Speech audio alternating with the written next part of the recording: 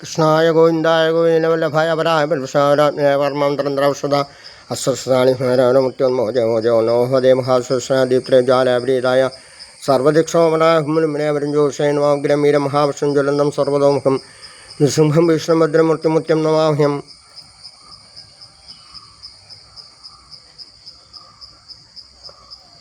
ലോകവീര്യ മഹാപൂജ്യം സർവരക്ഷാകരണാം പാർവതി ഹൃദയാനന്ദം ശാസ്താരം പ്രണമാമ്യഹം മഹാദേവായ നമ.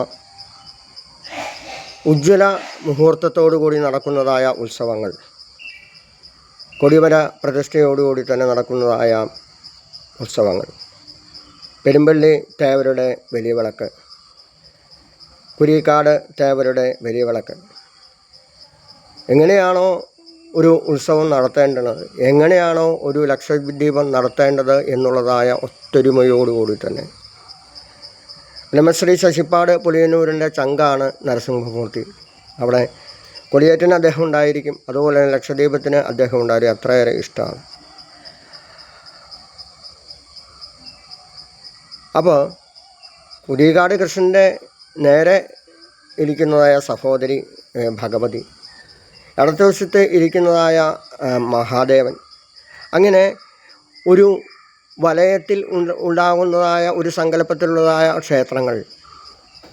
അവിടെ 3 ക്ഷേത്രങ്ങളും ഒരുമിച്ച് വൈകിട്ട് വലിയ വിളക്ക് നടക്കുമ്പോൾ 3 ആനപ്പുറത്ത് എഴുന്നള്ളിച്ചുകൊണ്ട് കുരിക്കാട് തേവർ നടുക്ക് നിന്നുകൊണ്ട് 2 വശത്തും 2 പേരും നിന്ന് മേളമേളങ്ങളോടുകൂടി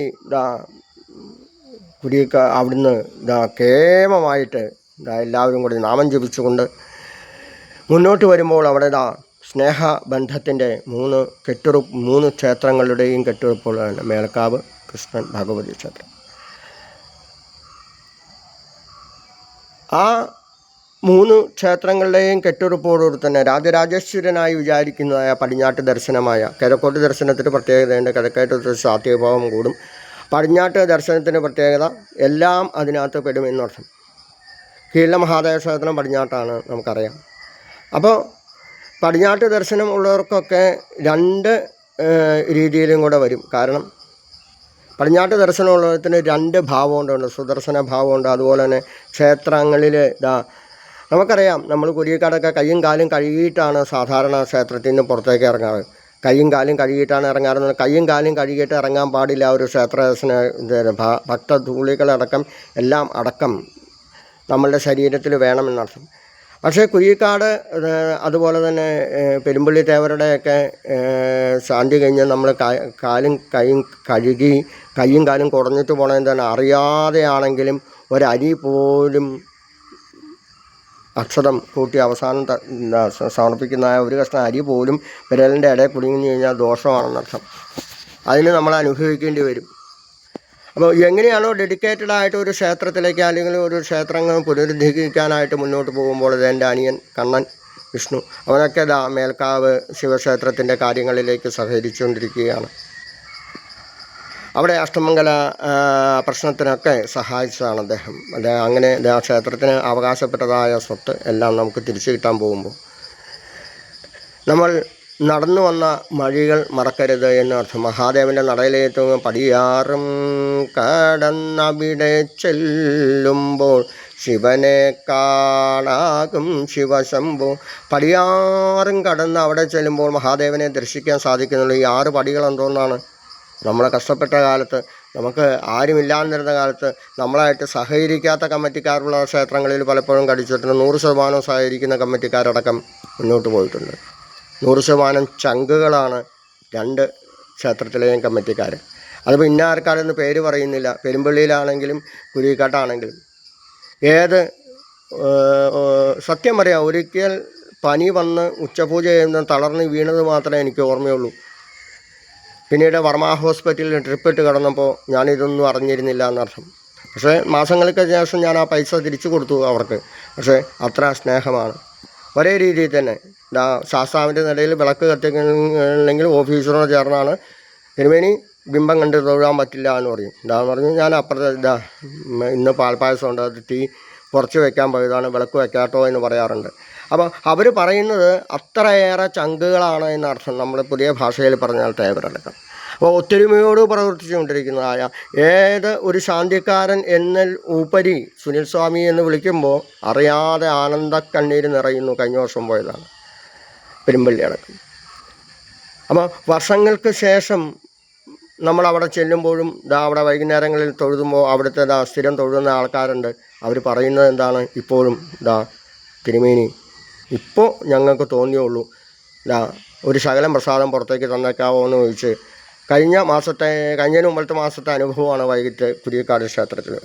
ഒരു സ്ഥലത്ത് പോയിട്ട് തിരിച്ചു വന്നപ്പോൾ പോയതാണ്. അപ്പോൾ 2-3 മാസം മുഴുവൻ അനുഭവമാണ്. അപ്പോൾ അവരിപ്പോഴും നമ്മളെ ഒരു സഹോദരൻ എന്ന രീതിയിൽ അല്ലെങ്കിൽ ഒരു സുഹൃത്ത് എന്ന രീതിയിൽ കാണുന്നുണ്ടെങ്കിൽ സംശയമൊന്നുമില്ല. എന്തിനും ഏതിനും വിമർശിക്കുന്ന സമയത്ത് വിമർശിക്കുക തന്നെ ചെയ്യും, സംശയമൊന്നുമില്ല. നിങ്ങൾക്ക് എന്താണ് കുറവ്? എണ്ണയുടെ കുറവുണ്ടോ? അത് കുറവുണ്ടോ? എന്താണെന്ന് വെച്ചാൽ അത് ദേവസ്വം ഓഫീസ് ഇവിടെയല്ലേ. അതുപോലെ തന്നെ രീതിയിൽ എല്ലാ രീതിയിലും എന്തെങ്കിലും സാധനങ്ങളുടെ കുറവുണ്ടോ എന്ന് പറഞ്ഞുകൊണ്ട് 2 ക്ഷേത്രങ്ങളിൽ. അപ്പോൾ ക്ഷേത്രത്തിൻ്റെ അകത്തെ കാര്യങ്ങൾ ഭംഗിയായിട്ട് നടക്കണമെന്ന് ചിന്തിക്കുന്നതായ ഒരു ക്ഷേത്രം. ഒരു കുറേ പേര് നാരായണീയവും ഭാഗവതവും ഒക്കെ വായിക്കുന്നതായ അമ്മമാരുണ്ടായിരുന്നു. ഭാഗവതം അവിടെ പഠിപ്പിക്കാറുണ്ട്. അവരുടെ ഒക്കെ നിർദ്ദേശപ്രകാരം, അവരുടെ സ്നേഹനിർദ്ദേശപ്രകാരം കൂനമ്പള്ളി കുടുംബത്തിൻ്റെ അച്ഛനും മകനും കൂടി ഒരു സപ്താഹയജ്ഞവും നമ്മൾ അവിടെ കുരിയക്കാട് നടത്തുകയുണ്ടായി. അത് ഭാഗവതത്തിൻ്റെ പ്രത്യേകതയാണ്. അപ്പോൾ നമ്മൾ ഏർപ്പാട് ചെയ്യുന്ന സ്ഥലത്തൊന്നും ഒരിടത്തും കണക്ക് പറയാറില്ല. പക്ഷേ അവർ തിരിച്ച് ഇല്ലത്ത് ചെല്ലുമ്പോൾ അവർ പ്രതീക്ഷിക്കുന്ന കൂടുതൽ ദക്ഷിണ കിട്ടും. എന്നാലേ വീണ്ടും വിളിച്ചാൽ വരുള്ളൂ. അപ്പോൾ നമുക്കാണെങ്കിലും നമ്മളെ ആരാണെങ്കിലും വീണ്ടും വിളിച്ചാൽ വരണമെങ്കിൽ നമ്മൾ അതിൻ്റേതായ ദ്രവ്യം കൊടുക്കണം. വെറുതെ പെട്രോൾ ഒഴിക്കാൻ പറ്റില്ലല്ലോ. അപ്പോൾ അവരുടെ നിർദ്ദേശപ്രകാരം നമ്മൾ സപ്താഹം വെച്ചു. പിന്നീട് അവിടെ സപ്താഹം മുടങ്ങിയിട്ടില്ല കുരിയക്കാട് ക്ഷേത്രത്തിൽ. നമ്മളെ വിളിക്കുന്നത് നമ്മൾ ഇന്നുവരെ പറഞ്ഞിട്ടുമില്ല. ഭാഗവത പ്രതിയും ചന്ദ്രമന ഗോവിന്ദൻ നമ്പൂതിരി വിളക്ക് കൊളുത്തി ഉദ്ഘാടനം ചെയ്തതായ സുഞ്ചി മാങ്കുളം അവിടെ ബിംബത്തിന് നേദ്യം കഴിച്ചതായ കുരിയക്കാട് ക്ഷേത്രത്തെ നമുക്ക് മറക്കാൻ പറ്റില്ല. പെരുമ്പള്ളി മഹാദേവനെ മറക്കാൻ പറ്റില്ല. പെരുമ്പള്ളി പാർവതീദേവിയെ മറക്കാൻ പറ്റില്ല. പെരുമ്പള്ളിയിലെ എല്ലാവരെയും മറക്കാൻ പറ്റില്ല. പകലും രാത്രിയും നിരന്തരമായി 7 ദിവസം അടുപ്പിച്ച് ഉറക്കുളയ്ക്കാറുള്ളതാണ്. എന്നിട്ടും എന്താ ഗുണം? ഒന്നും സംഭവിക്കാറില്ല. അതാണ് പെരുമ്പള്ളി തേവരുടെയും കുരിയക്കാട് കൃഷ്ണൻ്റെയും ചൈതന്യത്തിൻ്റെ ഗുണം. പെരുമ്പള്ളി ശാസ്താവിൻ്റെയും ചൈതന്യം, സർപ്പദൈവങ്ങളുടെയും ചൈതന്യത്തിൻ്റെ ഗുണം. അപ്പോൾ ഈ ശരീരത്തിലോടുന്ന രക്തത്തിൻ്റെ ആരോഗ്യത്തിൻ്റെ ഒരു കണിക പോലും അവിടുത്തെ അനുഗ്രഹം കൊണ്ടാണ്. അപ്പോൾ അവർ ജീവനക്കാരെ ആലോചിക്കുന്നത് ഒരു ദേവസ്വം ബോർഡ് ജീവനക്കാരെന്നുള്ള രീതിയിലല്ല. ഒരു ക്ഷേത്രത്തെ അല്ലെങ്കിൽ ഒരു തേവരെ ഉപാസിക്കുന്ന രീതിയിൽ അദ്ദേഹത്തിന് ഒരു പനിയൊന്നും അല്ലെങ്കിൽ ഒരു ആവശ്യം വന്നു കഴിഞ്ഞാൽ കാറിലോ നമ്മളറിയാറ് പോലും അല്ല. പലപ്പോഴും പനി വന്ന് വീണപ്പോഴും ഒക്കെ നമ്മളറിയാറ് തന്നെയല്ലേ. ഹോസ്പിറ്റലിൽ ചെന്ന് അവർ ബില്ലും അടച്ചു കഴിഞ്ഞ് പിന്നീട് പൈസ അല്ലെങ്കിൽ പിന്നെ മാസം സ്വാമി അതിനൊന്നും ആവശ്യമില്ല എന്ന് പറഞ്ഞാൽ നമ്മൾ കൊടുക്കണമല്ലോ. അത് ധാർമ്മികമായ രീതിയിൽ ഒരു വിളക്ക് വെച്ച് കഴിഞ്ഞാൽ നമുക്ക് കിട്ടിയിട്ടല്ലേ, അല്ലാതെ വെറുതെ വേറെ എവിടെ നിന്നും കൊണ്ടുകൊടുത്തല്ലോ. എൻ്റെ എല്ലാ കാര്യങ്ങളിലും ഇതുവരെ കൊണ്ടു നടക്കുന്നതായ തലപ്പുഞ്ച മഹാദേവനടക്കം കാഞ്ഞൂർ തേവരടക്കം ഇന്നത്തെ സമയത്ത് നട തുറക്കാൻ പറ്റിയില്ല. ഒരു അത്യാവശ്യം ഒരു യാത്ര വേണ്ടിയിരുന്നു. ട്രെയിൻ ലേറ്റായിരുന്നു. വെളുപ്പിന് ഇവിടെ എത്തിയപ്പോഴത്തേക്കും വന്നതും കാഞ്ഞൂർ തേവരുടെ ഉപാസകനാണ് ഓട്ടോറിക്ഷയിലുണ്ടായിരുന്നു. സുനിസ്വാമി ഞാൻ സമയത്ത് എത്തിച്ചോളാം, മരുന്ന് വഴിക്കണേ കനാല് വഴി തലപ്പഞ്ച് തുറഞ്ഞാവുന്ന ശിഷ്യം ഒന്ന് തുറന്നുള്ളൂ. അപ്പോൾ സമയ ആചാര തൽപര. 6:30 നട തുറക്കണമെങ്കിൽ 6:30 നട തുറന്ന് ഇരിക്കണം. കുറച്ച് നേരം ഇരുന്നാലും കുഴപ്പമില്ല എന്നർത്ഥം. അപ്പോൾ ഞാൻ തമാശയിലൂടെ ജീവിതത്തെ കാണുന്നതാണ്. കാരണം ജനിക്കുക, മരിക്കുക, ജനന മരണചക്രം കൊണ്ടുള്ള തമാശയാണ്. വീണ്ടും ജനിക്കേണ്ടി വരിക, വീണ്ടും ജനിക്കുക, വീണ്ടും മരിക്കുക. ഈ കാലചക്രമായ തമാശയിലൂടെ കാണുക. കർമ്മമണ്ഡലങ്ങളെ മുഴുവൻ തമാശയിലൂടെ കാണാൻ പറ്റുള്ളൂ. കാരണം അങ്ങനെ കണ്ടില്ലെങ്കിൽ ഞാൻ ചെയ്തു എന്നുള്ള അഹങ്കാരം വരും. ഭഗവാൻ ആകുന്ന ചട്ടുകമാണ് നമ്മൾ ഓരോരുത്തരും. നമ്മളാണ് എല്ലാം ചെയ്യുന്നത്, ഭഗവാനാണ് ചെയ്യുന്നത്. ആ 7 ദിവസം ഉറക്കൊളച്ചിട്ടൊന്നും സംഭവിക്കുന്നില്ലെങ്കിൽ എനിക്കറിയാം ഞാൻ ഭഗവാനായിട്ട് മാറിയിരിക്കുന്നു, ഭഗവാൻ തന്നെയാണ് നടത്തിക്കുന്നത്.